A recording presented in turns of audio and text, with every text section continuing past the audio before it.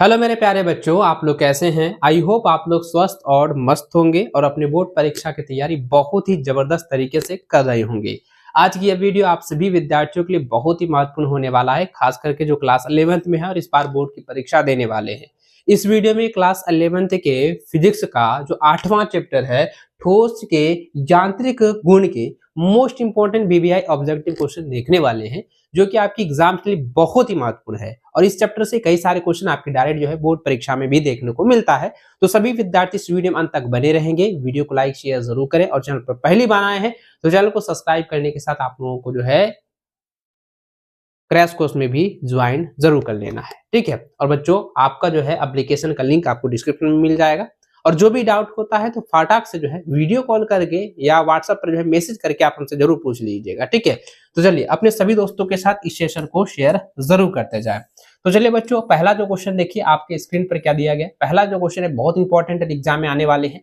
देखिए सवाल कह रहा है कि यदि किसी वस्तु का वह गुण जिसके आधार पर वह जो है यदि बाह्य बल को हटाए जाने पर अपने मूल आकार को, याद रखिएगा, अपने मूल आकार को और आकृति को जो है पुनः प्राप्त कर लेता है तो वह क्या कहलाता है। तो पहला दिया है प्रत्यास्थता यानी कि जो है इलास्टिसिटी, दूसरा दिया है प्लास्टिसिटी यानी कि प्लास्टिसिटी, और तीसरा दिया गया है अपरूपण या दृढ़ता, और चौथा दिया गया बच्चों संपीड़ितता। तो बच्चों मैंने आपको पहले भी बताया हुआ है, मैंने पहले भी आप लोगों को बताया है कि अगर किसी वस्तु का वह गुण अगर जिसके आधार पर जो है वह किसी बाह्य बल को जो है हटाता है, किसी बाह्य बल को अगर हटाता है तो उस वस्तु पर अपने मूल आकार और आकृति का पुनः जो है प्राप्त जब करेगा तो वह हो जाएगा प्रत्यास्थता, याद रखिएगा, यानी कि इलास्टिसिटी। याद रखिएगा बच्चों, ऑप्शन नंबर आपका जो है ए बिल्कुल सही व सटीक आंसर हो जाएगा, बिल्कुल राइट आंसर है बच्चों। आप लोगों का भी इसी प्रकार से आप लोगों का जवाब आना चाहिए, ऑप्शन नंबर आपका ए बिल्कुल सही आंसर होगा, ठीक है।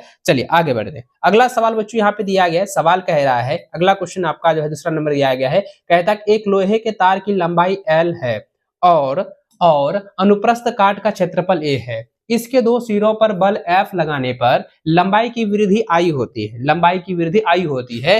निम्नलिखित में से कौन सा जो है सही कथन होगा, कौन सा जो है सही कथन होगा। पहले आप देखिए बच्चों, दिया गया है कि लंबाई में वृद्धि इसकी लंबाई L के व्युत्क्रमानुपाती होती है, बिल्कुल गलत, ये व्युत्क्रमानुपाती नहीं होगा।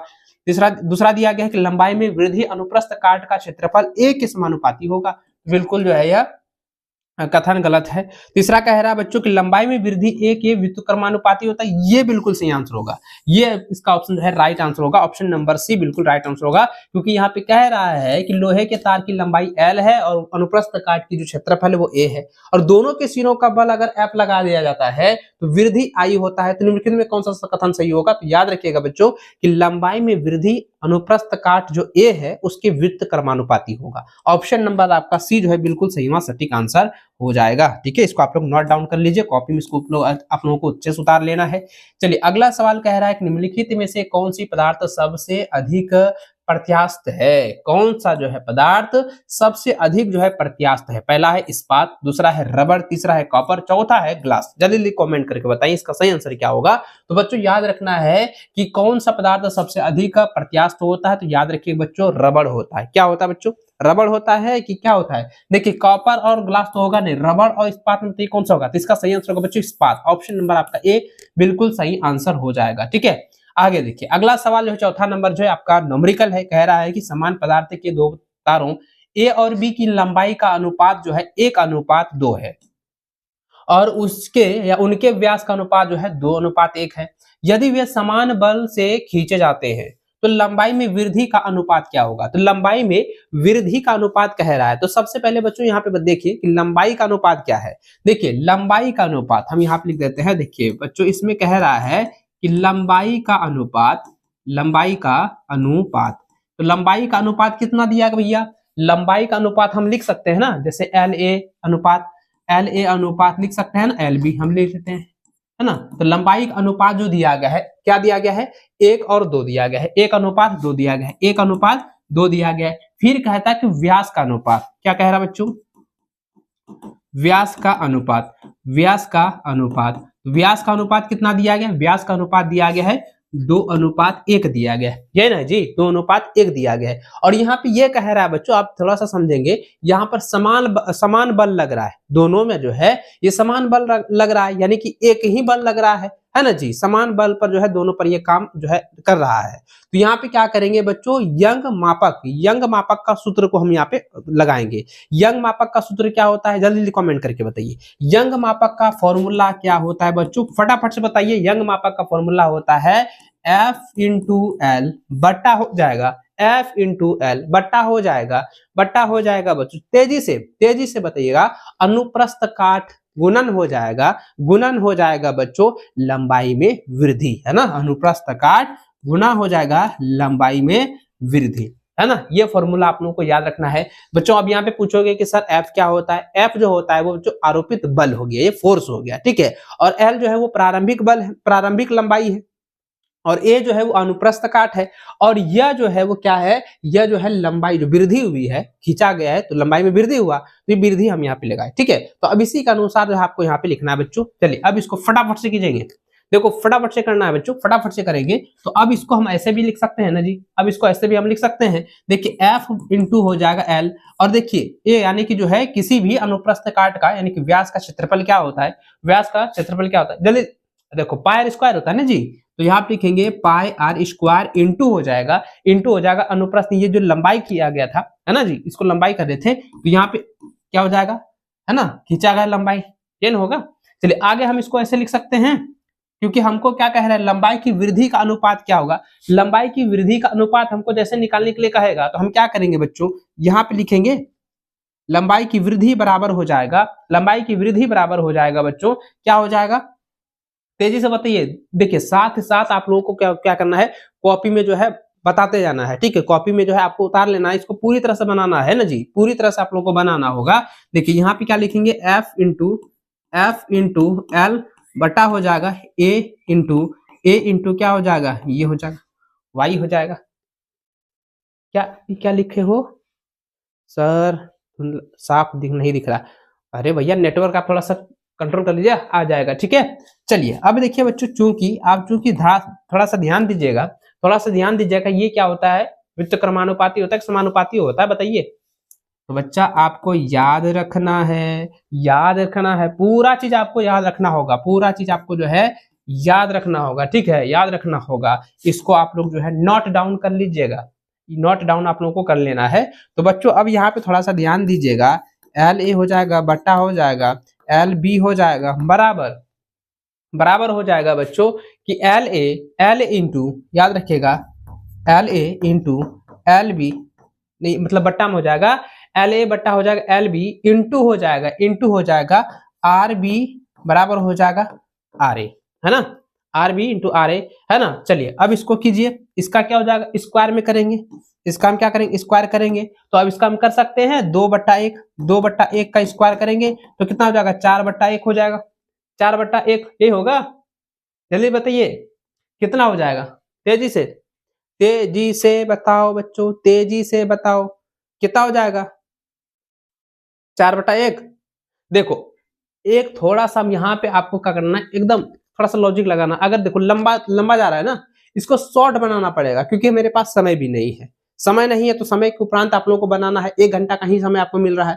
तो यहाँ पे क्या करना है बच्चों, सबसे पहले डायरेक्ट ही कीजिएगा। यहाँ पे जब, अरे भैया हम तो फॉर्मूले मिटा दिए, बताओ। चलिए यहाँ पे लिख देते हैं, ठीक है, टेंशन मत लीजिए। देखो बारीकी से आप लोग को समझना, अच्छे से देखना है। ये क्या कमेंट कर रहा है सर, एक बार फिर से इसको बता दीजिए। देखिए यहाँ पे क्या है, सबसे पहले समझिए बच्चों, समान पदार्थ के 2 तारों का ए और बी की जो है लंबाई का अनुपात 1:2 है, ठीक है। उसके व्यास का अनुपात जो है 2:1 दिया गया है। यदि वे समान बल से जो है खींचे जाते हैं तो लंबाई में वृद्धि का अनुपात क्या होगा, सबसे पहले देखिए लंबाई का अनुपात कितना दिया गया, एल ए और एल बी का अनुपात जो है 1:2 है, और फिर व्यास का अनुपात 2 कितना है, 1 दिया गया, ठीक है। तो यहाँ पे हम क्या करेंगे बच्चों कि इसमें जो है ना, दोनों तरफ जो है यानी कि दोनों बलों पर जो है वो समान जो है बल लग रहा है ना, दोनों पर क्या है, एक ही बल लगाया जा रहा है। तो यहाँ पे क्या करेंगे बच्चों, यंग जो है मापांक का सूत्र लगाएंगे, है ना, हाँ बिल्कुल, वही सूत्र फॉर्मूला लगाना। तो ये फॉर्मूला लगाएंगे, यही ना फॉर्मूला होता है जी, यही ना फॉर्मूला होता है कि ना होता है। तब यही फॉर्मूला होता है। तो यहाँ पे अगर ये फॉर्मूला लगाएंगे बच्चों तो आप ध्यान से देखिएगा, अच्छे से समझिएगा, तो आर ए बट्टा हो जाएगा आर बी बराबर हो जाएगा कितना, 1/2 हो गया, 1/2 हो गया, ये ना हुआ 1/2 हो गया। ठीक है, चलिए 1/2 हो गया। अब थोड़ा सा आपको ध्यान यहाँ पे देना है, थोड़ा शॉर्ट में आपको चलना है बच्चों। यहाँ पे जब खींचा गया है ना, जब खींचा गया भैया एल बी बराबर क्या हो जाएगा, तो बराबर क्या हो जाएगा, इसका 1/2 निकाले थे, 1/2 और गुना कितना है इसका हम निकाले थे, इधर गया भाई स्क्वायर, अगर हम अरे स्क्वायर तो भूल गए, यहाँ पे स्क्वायर अगर निकालेंगे एल ए का स्क्वायर बट्टा हो जाएगा एल बी का, है ना, होल स्क्वायर हो जाएगा, तो कितना था 1/2 का स्क्वायर हो जाएगा कितना 1/4 होगा, तो 1/4 लिखेंगे, कितना हो जाएगा 1/8 हो जाएगा, यानी 1 कितना 8, तो 1/8 कहाँ है, 1/8 कहाँ है, तो ऑप्शन नंबर सी में दिया गया, ऑप्शन नंबर सी जो है इसका बिल्कुल सही व सटीक आंसर हो जाएगा। ठीक है, आगे देखिए अगला सवाल कह रहा है बच्चों कि जब किसी वस्तु पर इस तरह से बल लगाए जाते हैं कि वह जो है स्थैतिक है ना, स्थैतिक संतुलन में है, तो वह वस्तु किस हद तक जो है विकृत हो जाता है कि यह किस पर निर्भर करता है, तो यह जो है किस पर निर्भर करेगा, ये तो हम कल वाला सेशन में भी बताए थे, है ना, कल वाला सेशन में भी हम ये जो है बताए हुए थे। तो तेजी से बताइए बच्चों, तेजी से बताइए। कह रहा है कि जब किसी वस्तु पर जो है इस तरह से बल लगाया जाता है कि वह जो है स्थैतिक संतुलन में है, तो वस्तु जो है किस हद तक जो है विकृत हो जाता है, यह किस पर जो है निर्भर करता है, यह किस पर निर्भर करेगा, तो यहाँ पे पहला ऑप्शन दिया गया है बच्चों पदार्थ की प्रकृति, विरूपक बल का जो है परिणाम, तीसरा जो है दोनों ए और बी दोनों हो जाएगा, यानी पदार्थ की प्रकृति और विरूपक बल का परिणाम, और चौथा दिया गया इनमें से कोई नहीं। तो बच्चों याद रखिएगा कि यह जो होगा ना, यह जो पदार्थ होगा ये किस पर निर्भर करेगा, पदार्थ की प्रकृति पर निर्भर करेगा और विरूपक बल का परिणाम पर निर्भर करेगा। तो ऑप्शन नंबर आपका सी जो है ना बिल्कुल सही आंसर हो जाएगा, ऑप्शन नंबर आपका सी बिल्कुल राइट आंसर होगा। ठीक है, यहां तक क्लियर है, यहां तक क्लियर है। चलिए आगे अगला सवाल देखिए, अगला सवाल बच्चों यहाँ पे देखिए क्या, अरे भैया अगला सवाल देखिए, छठा नंबर कहता है elastic after effect are maximum force, यानी कह रहा है कि प्रत्यास्थ पक्ष प्रभाव किसके लिए जो है अधिकतम होता है, तो किसके लिए बच्चों अधिकतम होता है, तो याद रखिएगा ये जो है ग्लास के लिए अधिकतम होता है, ऑप्शन नंबर आपका ए जो है बिल्कुल सही आंसर होगा, ग्लास के लिए जो है ये अधिकतम होता है। ठीक है, नोट कर लीजिए, आगे बढ़िए, आगे बढ़िए बच्चों, आगे देखिए क्या है, अगला सवाल आपके स्क्रीन पर बच्चों दिया गया है। सवाल कह रहा है ना, सवाल कह रहा है कि प्रति इकाई क्षेत्रफल पर प्रत्यानयन बल को किस रूप में जाना जाता है, पहला ऑप्शन है विकृति, दूसरा है प्रत्यास्थता और तीसरा है प्रतिबल और चौथा दिया गया है प्लास्टिसिटी।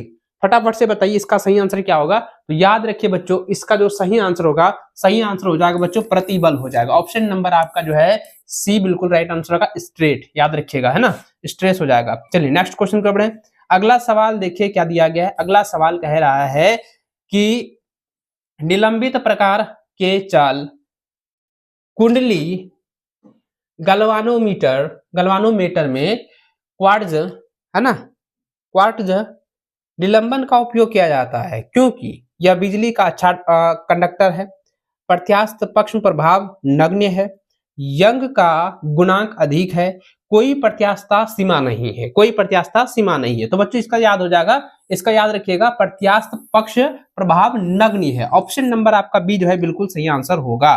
ठीक है, आगे देखिए अगला सवाल बच्चों दिया गया है कि परिणाम में हाइड्रोलिक तनाव किसके बराबर होता है, तो याद रखिएगा परिणाम में जो है हाइड्रोलिक जो तनाव होता है वह जो है हाइड्रोलिक दबाव के बराबर होता है, हाइड्रोलिक दबाव के बराबर होता है, ऑप्शन नंबर बी बिल्कुल सही आंसर होगा। अगला सवाल बच्चों दिया गया है कि the only elastic modulus that applies to fluid is, यानी कह रहा है कि तरल पदार्थों पर लागू होने वाला एकमात्र जो है प्रत्यास्थतादार गुणांक क्या है, तो गुणांक पूछा गया, तो याद रखिए बच्चों ये होता है शेयर मॉड्यूल है, याद रखिएगा इसका क्या हो जाएगा शेयर मॉड्यूल्स, ऑप्शन नंबर आपका बी बिल्कुल सही आंसर होगा अपरूपण गुणांक। ठीक है, याद रखे। आगे देखिए अगला सवाल क्या कह रहा है, 10वां नंबर सही चल रहा था ना, 10वां नंबर था ना बच्चों, अरे हमको तो थोड़ा सा एक मिनट हमको यहाँ थोड़ा सा कंफ्यूजन लग रहा है कि तरल पदार्थों के, ठीक है ये ये ठीक है। चलो 10 नंबर ये था ना, तरल पदार्थों पर लागू होने वाला एकमात्र जो है प्रत्यास्थादार गुणांक क्या है? तो ये इसका पूछा गया है, मतलब the only elastic modulus that applies to fluid is, तो इसका सही आंसर होगा बच्चों ये हो जाएगा, है ना, बल्क मॉड्यूल होगा, याद रखिएगा ये बल्क मॉड्यूल होगा, ऑप्शन नंबर डी होगा, आयतन गुणांक होगा, ठीक है, इसको नोट कर लीजिए, आयतन गुणांक होगा इसका, ये सही आंसर होगा 10 का ऑप्शन नंबर डी होगा, ठीक है। चलिए 11 नंबर आप देखिए, 11 नंबर क्या कह रहा है, 11 नंबर सवाल कह रहा है बच्चों, 11 नंबर कह रहा है किसी पदार्थ की संपीड़ितता क्या है, बताइए किसी पदार्थ की संपीड़ितता क्या होता है? तो किसी पदार्थ की संपीड़ितता होता है कि दबाव में प्रति इकाई आयतन में जो है आंशिक परिवर्तन, ऑप्शन नंबर सी बिल्कुल सही व सटीक आंसर होगा। आगे देखिए अगला सवाल कह रहा है बच्चों, सवाल कह रहा है substance which can be tested to cause large I Y station called, अरे भैया ये तो कई बार हमने पढ़ाया था कि उपभेद का कारण होता है, बड़े उपभेदों के कारण बनने के लिए जो है फैलाया जाता है, उन्हें क्या कहा जाता है? तो उन्हें क्या कहा जाता है भैया? उन्हें जो कहा जाता है वो कहा जाता है इलास्टोमेर, याद रखिएगा इलास्टोमेर कहा जाता है, इलास्टोमेर, इलास्टोमेर कहा जाता है, ऑप्शन नंबर आपका जो है डी बिल्कुल राइट में सटीक आंसर होगा, ठीक है। नेक्स्ट क्वेश्चन देखिए बच्चों दिया गया, अगला सवाल आपके स्क्रीन पर कह रहा है कि एक प्रतिया अस्थिरतादार तार को जो है प्रति इकाई आयतन खींचने में किया गया कार्य क्या है? किया गया कार्य क्या है? जल्दी कमेंट करके बताइए। ऑप्शन नंबर देखिए क्या क्या है, पहला ऑप्शन दिया गया प्रतिबल गुना विकृति, 1/2 गुना प्रतिबल गुना विकृति, 2 गुना प्रतिबल गुना विकृति और प्रतिबल बटा विकृति। जल्दी बताइए इसका सही व सटीक आंसर क्या होगा? जल्दी बताइए इसका सही व सटीक आंसर क्या होगा? तेजी से 13 नंबर का क्या हो जाएगा बच्चों? 13 नंबर का क्या होगा? 13 नंबर का क्या होगा? तेजी से बताइए क्या होगा? क्या कमेंट कर रहा है? 1/2 ऑप्शन नंबर बी, चलो बिल्कुल सही, ये हो जाएगा 1/2 इंटू प्रतिबल इंटू विकृति हो जाएगा, ऑप्शन नंबर बी जो है ना बिल्कुल सही व सटीक आंसर हो जाएगा, ठीक है, नोट कर लीजिए। आगे देखिए अगला सवाल क्या कह रहा है, 14 नंबर कह रहा है बच्चों, आप अपरूपण बल वस्तु के को बदलता है, तो बच्चों याद रखिएगा किसमें बदलता है, तो याद रखिए लंबाई, चौड़ाई, आकार या आयतन, तो इसका सही आंसर होगा आकार, है ना, वस्तु के आकार को बदलता है, याद रखिएगा अपरूपण बल जो होता है वो वस्तु के आकार में बदलाव करती है, वस्तु के आकार में जो है उसको बदलती है, ठीक है, नोट कर लीजिए, अच्छे से इसको याद कर लीजिएगा। चलिए 15 नंबर सवाल देखिए बच्चों क्या दिया गया, 15 नंबर सवाल कह रहा है कि sharing strain is expressed by, अरे भैया आसान है तो सवाल छो, बहुत आसान छो, कि अवरूपण विकृति किसके द्वारा जो है व्यक्त किया जाता है, किसके द्वारा व्यक्त किया जाता है? तो यह जो व्यक्त किया जाता है अपरूपण का कौन, याद रखिएगा एंगल ऑफ शेयर, याद रखिएगा एंगल ऑफ, हाँ समझ रहे हैं, आपकी भावनाओं को हम समझ रहे हैं बच्चा, इसका पीडीएफ हम आपको टेलीग्राम में शेयर करा देंगे। व्हाट्सएप ग्रुप में जुड़े हैं जी?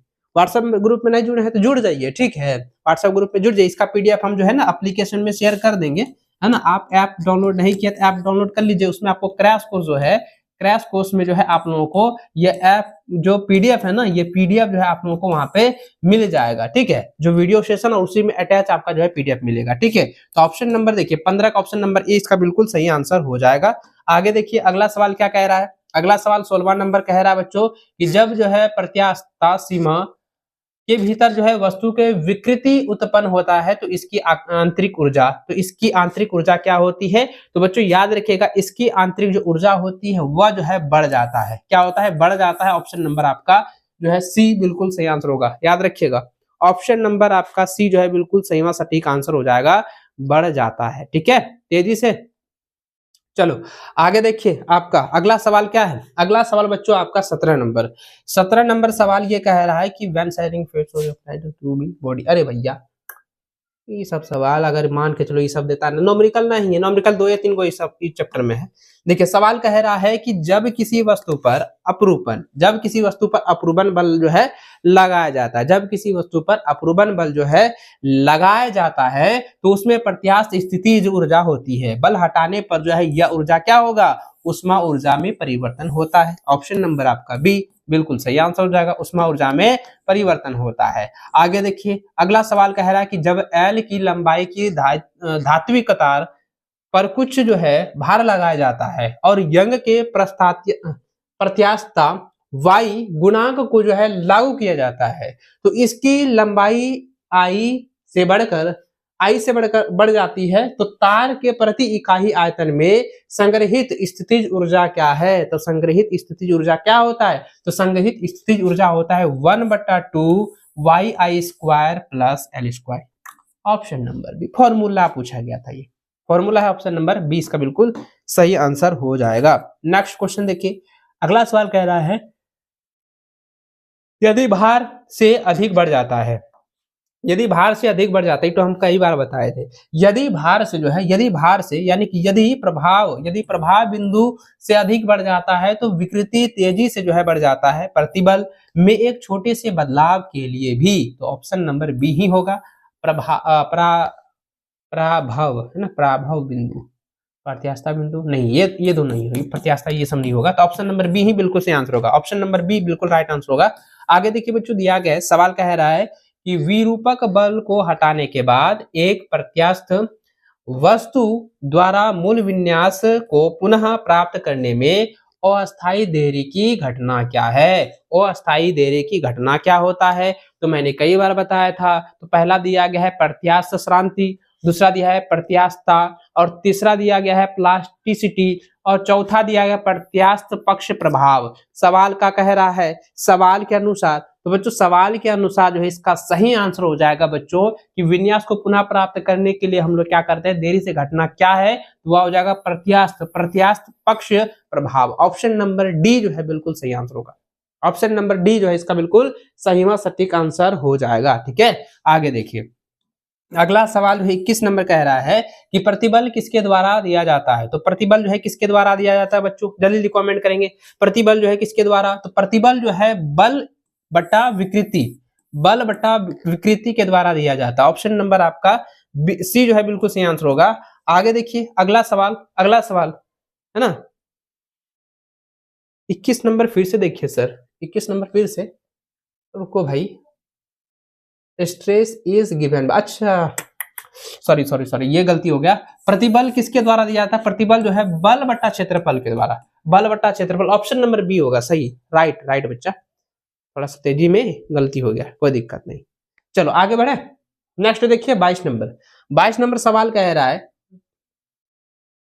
डिमेंशियल formula stress is same that of, तो बच्चों इसका सही आंसर होगा दबाव हो जाएगा, ये हो जाएगा प्रेशर, ऑप्शन नंबर सी हो जाएगा। प्रतिबल का जो है विमी सूत्र का समान होता है, दबाव के विमी सूत्र के बराबर होता है ना, और दबाव का विमी सूत्र क्या होता है, कमेंट में आप लोग आंसर दीजिए। तो चलिए अगला सवाल बच्चों दिया गया, प्रत्यास्थता गुणांक का विमी सूत्र क्या है? प्रत्यास्थता गुणांक का विमी सूत्र क्या होता है? तो प्रत्यास्थता, हाँ बच्चा देख रहे हैं, टेंशन मत लीजिए। देखिए प्रत्यास्थता गुणांक का विमी सूत्र क्या होता है कि ml-1 t-1 होता है, t-2 होगा, t-2, ऑप्शन नंबर आपका बी बिल्कुल सही आंसर हो जाएगा। ठीक है, आगे देखिए अगला सवाल कह रहा है कि Young's modulus of a wire depends on, यानी कह रहा है किसी तार का यंग गुणांक निर्भर करता है, किसी तार का यंग गुणांक निर्भर करता है। यंग गुणांक जो है किस पर निर्भर करता है? तो यंग गुणांक बच्चों याद रख जो है ये जो है उसके मटेरियल पर, यानी उसके उस पदार्थ पर जो है निर्भर करता है, उस पदार्थ पर निर्भर करता है।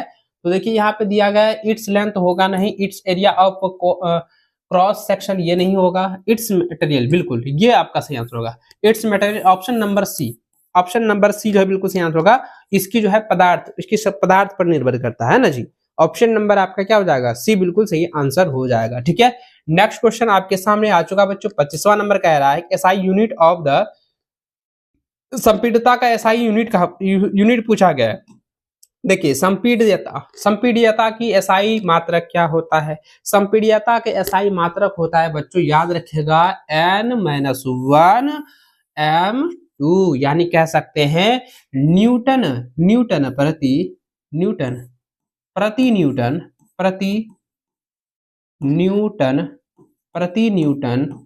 वर्ग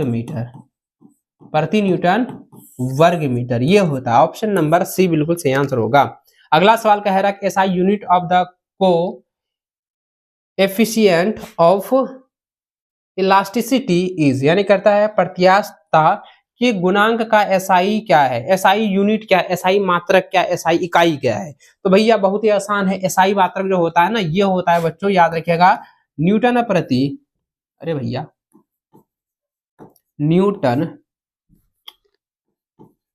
न्यूटन प्रति प्रति वर्ग मीटर, न्यूटन प्रति वर्ग मीटर। तो यहाँ पे कहाँ है, न्यूटन प्रति वर्ग मीटर, यानी कि Nm-2, Nm-2 ऑप्शन नंबर आपका ए बिल्कुल सही आंसर हो जाएगा। ठीक है, आगे देखिए अगला सवाल बच्चों 27 नंबर है ना, 27 नंबर सवाल कह रहा है प्रत्यास्थता गुणांक का विमा किसके बराबर होता है। तो इसकी जो विमयी सूत्र होता है, मैंने कहा था ना विमयी सूत्र आप लोग रट लीजिएगा, बार बार वही सब पूछेगा, एग्जाम में पूछता है विमयी सूत्र, तो 100% एग्जाम में आइबे करेगा। और मैंने कहा था कि फिजिक्स में आपका जितना भी फॉर्मूला है वो आप लोग रट लीजिएगा, क्योंकि फॉर्मूला से आपका लगभग सवाल बनने वाला है, फॉर्मूला से ही लगभग सवाल आपका बन जाएगा। ठीक है, उसके लिए आप लोग जो है टेंशन मत लीजिए, फॉर्मूला से आप लोग जो है एकदम पूरा अच्छे से याद कर लीजिएगा जितना फॉर्मूला होता है। देखिए सवाल क्या कह रहा है कि बच्चों की प्रत्यास्थता गुणांक का विमा किसके बराबर है ना, किसके समान होता है। तो किसके समान होता है बच्चों, याद रखिएगा कि प्रत्यास्थता गुणांक जो होता है वो दबाव के विमा के बराबर होता है ना, ऑप्शन नंबर सी बिल्कुल सही आंसर हो जाएगा। आगे देखिए अगला सवाल कह रहा है कि एक पूर्ण दृढ़ वस्तु की यंग का प्रत्यास्थता गुणांक है, प्रत्यास्थता गुणांक है। तो याद रखें इसका सही आंसर होगा बच्चों, ये होता अनंत होता है, ऑप्शन नंबर आपका सी बिल्कुल सही आंसर होगा। आगे देखिए अगला सवाल कह रहा है कि पूर्णतः कठोर वस्तु के लिए आयतन गुणांक है, पहला है एकता, दूसरा है शून्य, तीसरा है अनंत और चौथा है इनमें से कोई नहीं, इनमें से कोई नहीं। तो बच्चों जल्दी जल्दी कमेंट करके बताइए इसका सही आंसर क्या होगा, इसका सही आंसर क्या होगा। तो इसका सही आंसर बच्चों याद रखिएगा, याद रखिएगा कि पूर्णतः कठोर वस्तु के लिए आयतन जो गुणांक होता है वो अनंत होता है, ऑप्शन नंबर सी जो है बिल्कुल सही और सटीक आंसर हो जाएगा। यहां तक क्लियर है, यहां तक क्लियर है बच्चों, ठीक है बिल्कुल। आगे बढ़े अगला सवाल देखिए, अगला सवाल बच्चों यहाँ पे दिया गया है कि यदि किसी तार का जो है तापमान दोगुना कर दिया जाता है, अब क्या ही बोले बताओ, ज्यादा क्लास लेने के बाद हाफी ज्यादा आने लगता है, कोई बात नहीं, फिर भी हम दम नहीं मारेंगे। क्लास हम लोग क्या डिसाइड किए हैं कि 5 से 6 दिन के अंदर सब चैप्टर वाइज खत्म है ना। जल्दी देखिए सवाल यहाँ पे क्या था, एक बार फिर से पढ़ेंगे। सवाल कह रहा है बच्चों कि यदि किसी तार का तापमान अगर दोगुना कर दिया जाता है तो यंग का प्रत्यास्थता गुणांक क्या होगा। तो यंग का प्रत्यास्थता गुणांक जो होगा ना, तो वह क्या होगा, वो घट जाएगा, क्या हो जाएगा, घट जाता है। ऑप्शन नंबर आपका डी जो है बिल्कुल सही आंसर हो जाएगा।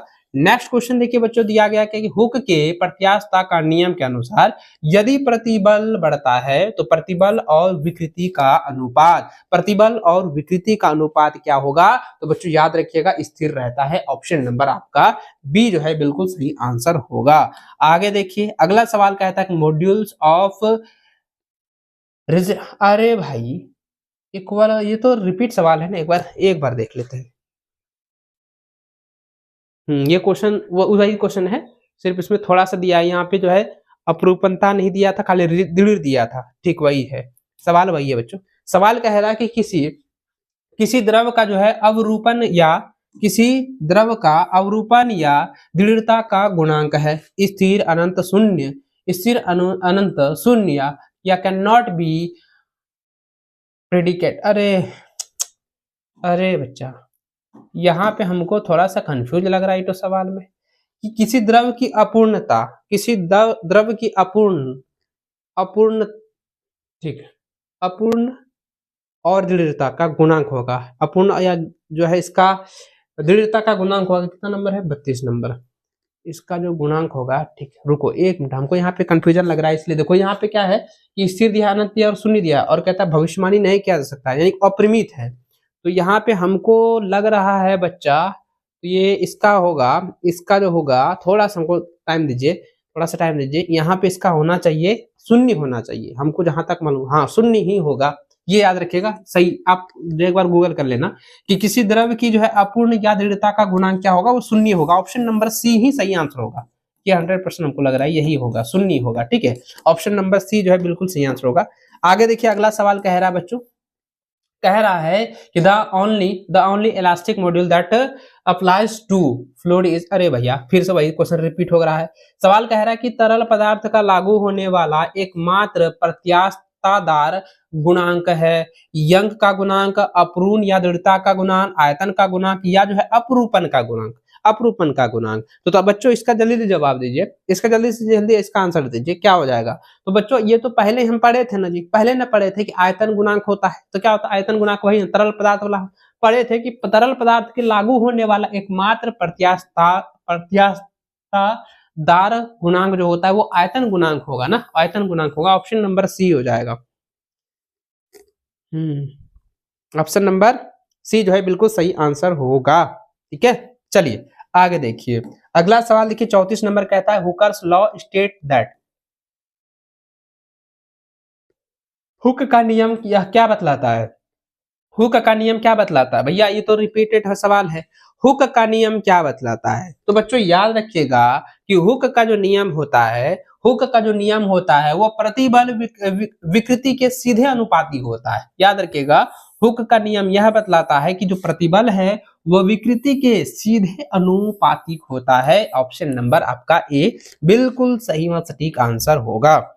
आगे देखिए अगला सवाल कह रहा है the ratio of straight and strain is called, अरे भैया ये सब सवाल अगर एग्जाम में देते तो नहीं बने, हाँ बहुत आसान से सवाल दे कि प्रतिबल और विकृति का अनुपात कहलाता है, प्रतिबल और विकृति का अनुपात कहलाता है। पहला ऑप्शन है प्रत्यास्थादार सीमा, दूसरा है प्लास्टिक विरूपण, तीसरा दिया है प्रत्यास्था का गुणांक, और चौथा दिया गया है तनन शक्ति। चौथा क्या दिया गया है, तनन शक्ति। तो बताइए 35 नंबर का कौन सा सही होगा, तो 35 नंबर का बच्चों, अरे भैया देखो यहाँ प्लास्टिक विपूरण नहीं होगा, क्यों नहीं होगा, क्योंकि प्रतिबल और विकृति वाला दिया गया था, हम बताए थे प्रत्यास्था का गुणांक होता है, प्रत्यास्था का गुणांक होता है। ऑप्शन नंबर सी हो जाएगा, ऑप्शन नंबर सी जो है बिल्कुल सही आंसर होगा। ठीक है, गुड, चलो आगे बढ़ते हैं। 36 नंबर जो सवाल दिया गया इसको आप अच्छे से देखेंगे समझेंगे, बीबीआई है, इसको नोट कर लीजिए। सवाल कह रहा है कि तन प्रतिबल और जो है अनुदैर्ध्य विकृति के अनुपात को इस प्रकार परिभाषित किया गया, पहला दिया गया प्रत्यास्था का गुणांक, दूसरा है यंग गुणांक, तीसरा है आयतन गुणांक, और चौथा इनमें से कोई नहीं। तो इसका क्या हो जाएगा, इसका सही आंसर होगा बच्चों, याद रखिएगा यंग गुणांक हो जाएगा। ऑप्शन नंबर आपका बी जो है बिल्कुल सही व सटीक आंसर होगा। आगे देखिए अगला सवाल कह रहा है, अगला सवाल है कि यदि किसी तार की लंबाई आधी कर दी जाए तो वह, यदि किसी तार की जो लंबाई है वह आधी कर दी जाती है तो उसका धारण कर सकता है, तो वह धारण कर सकता है तो आधा भार, समान भार, दोगुना भार, या 1/4 भार, क्या हो जाएगा। तो अगर मान के चलिए कह रहा है कि यदि तार की जो लंबाई है अगर उसको हम आधा कर देते हैं, 1/2 के रूप में अगर हम कर देते हैं, मान के चलिए किसी तार की लंबाई मान के 10 मीटर है, ठीक है, उसको हम आधा 5 मीटर कर देते हैं, तो फिर कह रहा है कि वह जो धारण कर सकता है, वह धारण क्या कर सकता है, आधा भार को धारण कर सकता है, समान भार को या दोगुना को, या जो है 1/4 भार को ही वह धारण कर पाएगा। तो कौन सा सही होगा, तो बच्चों याद रखिएगा, बच्चों इसका याद रखिएगा कि ये जो है ना समान भार को ही जो है समान भार को ही जो है वो धारण कर सकता है। यानी कि मान के चलिए 10 मीटर वाला तार में उतने भार लगेगा और 5 मीटर वाला है तो उतने आधा कर देते, फिर भी उतने ना जा रहा है जी। तब ऑप्शन नंबर क्या होगा, ऑप्शन नंबर बी बिल्कुल सही आंसर होगा, समान भार। ठीक है, आगे देखिए अगला सवाल कह रहा है बच्चों, नेक्स्ट क्वेश्चन आपके सामने आ चुका है। सवाल कह रहा है अवरूपण प्रतिबल और संगत अपरूपण विकृति के अनुपात को कहा जाता है, आयतन गुणांक, यंग गुणांक, अपरूपण या दृढ़ता का गुणांक, या इनमें से कोई नहीं। बताइए इनमें से कोई नहीं, तो क्या हो जाएगा, तो ये हो जाएगा बच्चों यंग गुणांक, यंग गुणांक नहीं होगा, ये हो जाएगा अवरूपण, अवरूपण या दृढ़ता का गुणांक। ऑप्शन नंबर आपका सी जो है बिल्कुल सही व सटीक आंसर होगा। आगे देखिए अगला सवाल है निम्नलिखित में से किस प्रकार के प्रतिबल के कारण आकार में कोई परिवर्तन नहीं होता है, आकार में कोई परिवर्तन नहीं होता है। तो बच्चों याद रखेंगे हाइड्रोलिक प्रतिबल होगा, ऑप्शन नंबर बी, हाइड्रोलिक प्रतिबल, ऑप्शन नंबर बी बिल्कुल सही आंसर होगा। आगे देखिए अगला सवाल है कि निम्नलिखित में से किस प्रत्यास्था गुणांक का उपयोग वस्तु के लोचदार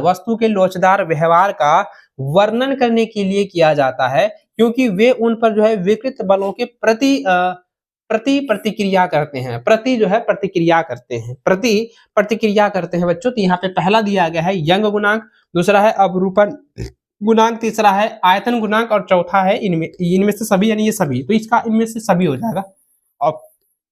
ऑप्शन नंबर डी जो है बिल्कुल सही व सटीक आंसर होगा। ठीक है, नोट कर लीजिए, कॉपी में उतार रहे हैं ना, इसको आप लोग अच्छे से तैयार कर लीजिएगा। आगे देखिए अगला सवाल क्या कह रहा है। अगला सवाल फॉर्मूला है।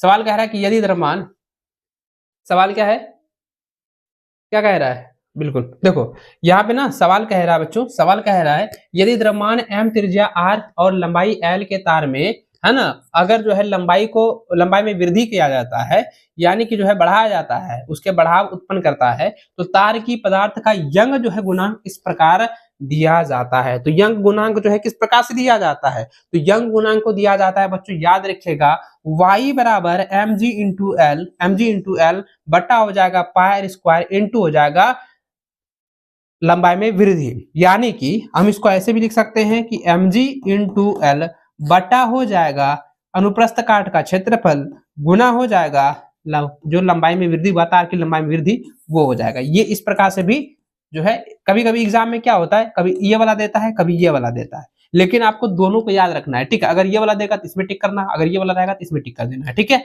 नोट कर लीजिए, आगे बढ़ते हैं। अगला सवाल देखिए बच्चों, 42वां नंबर सवाल कह रहा है कि कौन सा केवल ठोस पदार्थों के लिए प्रासंगिक है। देखिए प्रासंगिक कौन सा, केवल जो है ठोस पदार्थों के लिए ही प्रासंगिक होता है। तो याद रखिएगा बच्चों, क्या होता है, यंग गुणांक और जो है अवरूपण गुणांक, ये दोनों क्या होता है, ये दोनों जो है पदार्थ के लिए, ठोस पदार्थ के लिए जो है प्रासंगिक होता है। ऑप्शन नंबर आपका जो है इसका डी जो है बिल्कुल सही आंसर होगा, ए और बी दोनों हो जाएगा। ठीक है, नोट कर लिए। आगे देखिए अगला सवाल कह रहा है कि निम्नलिखित में से कौन सा कथन सही है। भैया कथन सही कह रहा है। पहला जो कथन दिया गया कह रहा है कि प्रत्यस्त श्रांति थकान वह गुण है जिसके कारण बार बार आने वाली विकृत शक्तियों की कार्रवाई के तहत व्यवहार कम प्रत्यास्थाधार हो जाता है। दूसरा दिया गया है कि सुघटियता वह गुण है जिसके कारण विकृत बल हटा दिए जाने पर वस्तु अपने मूल विन्यास को जो है पुनः प्राप्त कर लेता है। तीसरा है कि प्लास्टिसिटी वह गुण है जिसके कारण विकृत बलों को हटाने के बाद मूल आकार में वापस आने में देरी होती है। और चौथा जो यहाँ पे कथन दिया गया है, 3 को कथन दिया गया है, और यहाँ पे क्या कह रहा था कि सही कथन बताइए। 3 को कथन है ना, 3 को कथन है, तीनों कथन आप यहाँ पे अच्छे समझे, है ना, तीनों कथन जो है आप लोग अच्छे से समझे। पहला जो कथन कह रहा था कि प्रत्यास्था जो श्रांति है वह थकान है ना, वह थकान है जिसके कारण, क्या कह रहा है बच्चों, जिसके कारण ये ना, तो जल्दी जल्दी अरे थोड़ा सा एडजस्ट जाओ, तेजी से कीजिए। अच्छा जबरदस्त आवाज कमेंट कर रहा है। देखो यहाँ पे ना ये तीनों कथन हमको लग रहा है सही है, तीनों कथन ना सही है जी। तो यहाँ पे क्या कह रहा है, तो पहला जो कह रहा था कि बार बार आने वाली विकृत शक्तियों को जो है कार्रवाई के तहत जो व्यवहार में जो है कम होता है, वो भी कथन सही है। और सुघटियता वह गुण है जिसके कारण विकृत बल में दिए जाने पर वस्तु अपने मूल विन्यास को जो है पुनः प्राप्त कर लेता है, ये भी कथन सही है।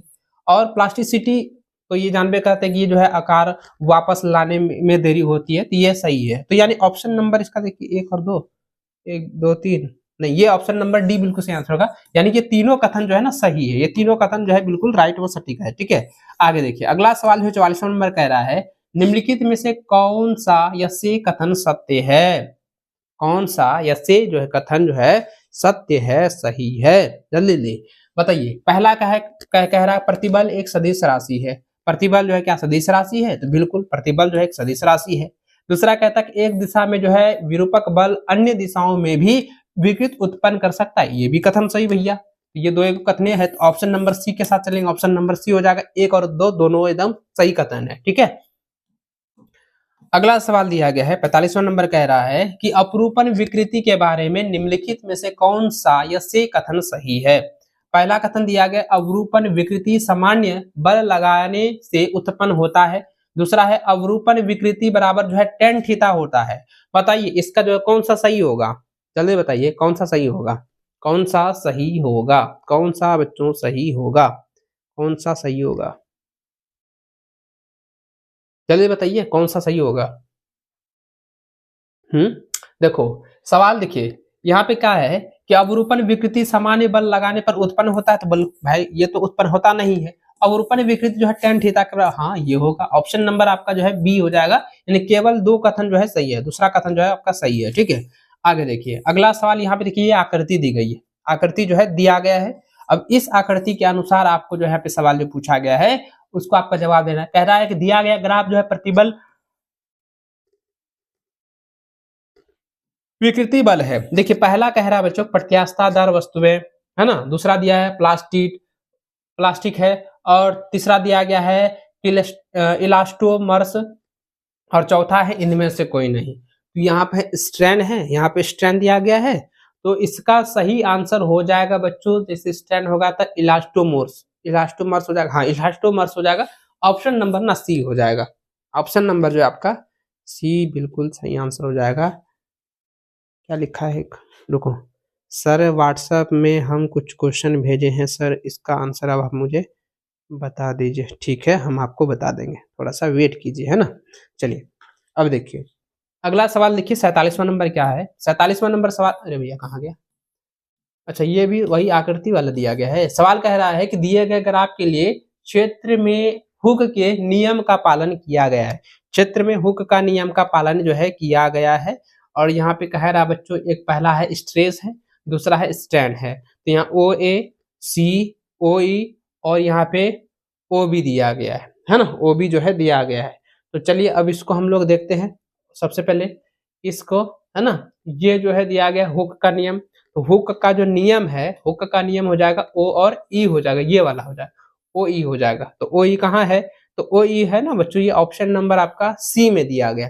ऑप्शन नंबर आपका सी जो है बिल्कुल सही आंसर होगा। ठीक है, चलिए नेक्स्ट क्वेश्चन देखिए बच्चों। ये जो है ना दिया गया है ग्राफ में जो है tan 90 डिग्री माइनस थीटा है, तो tan ग्राफ में जो है tan 90 डिग्री माइनस थीटा क्या होगा, tan 90 डिग्री माइनस थीटा क्या होगा, tan 90 डिग्री माइनस थीटा जो होगा बच्चों, यह जो है ना, यह किसको दर्शाता है, यह जो है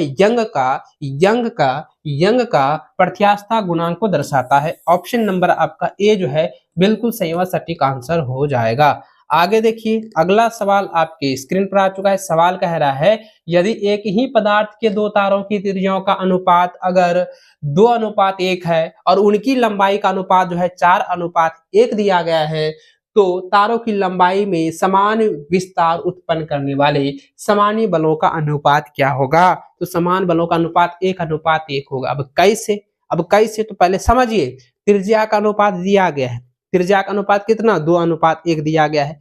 त्रिज्या का अनुपात है यहाँ दिया गया बच्चा, देखो त्रिज्या का अनुपात कितना है 2:1 दिया गया। ठीक है, फिर कहता है लंबाई का अनुपात 4:1 दिया गया, लंबाई का अनुपात 4:1 दिया गया है। फिर कहा जाए कि विस्तार यानी कि जो आपका एक्सटेंशन होता है ना, यानी कि जो समान जो है ना, यानी कि लंबाई में वृद्धि हो रहा है, तो समान लंबाई में वृद्धि क्या होगा, दोनों तरफ ना होगा जी, दोनों तरफ में होगा, यानी कि दो तारों में है तो दोनों तारों में जो है समान की वृद्धि हो रहा है। ठीक है, तो यहाँ पे कह रहा है बलों का अनुपात सबसे पहले F1 और F2 में मान लीजिए, है ना। तो यहाँ पे क्या जाएगा, यंग मापक का जो फॉर्मूला होता है यंग मॉड्यूल्स का जो फॉर्मूला होता है उसी के अकॉर्डिंग आपको यहाँ पे बनाना है, उसी के अकॉर्डिंग आप लोगों को यहाँ पर बनाना है बच्चों, है ना। चलिए बराबर फटाफट से बनाइए। इसका फॉर्मूला क्या होता है, उसका फॉर्मूला होता है बच्चों स्ट्रेस बट्टा क्या होता है, स्ट्रेस बट्टा होता है स्ट्रैंड, STRAIN ये होता है जी। चलिए क्या होगा क्या होता है F बट्टा बताओ, ये सब क्वेश्चन आप लोगों को बताना पड़ेगा है, ये सब क्वेश्चन जो आप लोगों को बताना पड़ेगा, ये सब तो आप लोग अपने से बना लेते है ना। देखिए ए का जो फॉर्मूला लगाना है ना, अनुप्रस्थ काट का फॉर्मूला पाई r स्क्वायर लगाएंगे। ठीक है, इसको आप लोग नोट कर लीजिएगा। तो यहाँ पे हम इस प्रकार से यहाँ पे लिखेंगे बच्चों कि F इंटू हो जाएगा, ये इधर आ जाएगा, ये इधर हो जाएगा, है ना जी, ये इधर हो जाएगा, y इंटू ए इंटू हो जाएगा, इंटू क्या हो जाएगा भैया, ये हो जाएगा है ना वृद्धि वाला, लंबाई में वृद्धि हुआ तो लंबाई में वृद्धि लगा देंगे, है ना। फिर बट्टा क्या हो जाएगा, ये लंबाई जो था लंबाई लिख देंगे। ठीक, यहाँ तक क्लियर। तो यहाँ पे देखिए क्या है कि सभी जो है समान है, सभी क्या है समान है ना, बराबर है। तो जब सभी समान होगा तो ये क्या होगा, व्युत्क्रमानुपाती हो जाएगा। यानी कि F जो होगा समानुपात कितना हो जाएगा, यानी कि आर स्क्वायर बट्टा हो जाएगा, आर स्क्वायर बट्टा एल हो जाएगा, आर एन होगा जी। तब तो यहाँ पे क्या लिखेंगे, F1 बट्टा हो जाएगा F2 बराबर F1 बट्टा F2 बराबर हो जाएगा R1 बट्टा हो जाएगा R2, R1 बट्टा R2 और इंटू इसका स्क्वायर करेंगे, इसका स्क्वायर करेंगे, ठीक है, और L1 बट्टा हो जाएगा L2। चलिए इसको कीजिए 1 बट्टा कितना, R1 का मान कितना है, 2:1 है ना जी, 2:1 है ना, 2/1 का स्क्वायर करेंगे, गुना करेंगे, फिर यहाँ पे कितना है 4/1 दिया ना, है ना, 4/1 का यहाँ लिखेंगे। चलिए अब इसको कीजिए बच्चों, कितना हो जाएगा, 2 दूनी, इसको इधर करते हैं, 2 दूनी 4/1 गुना करेंगे 4/1,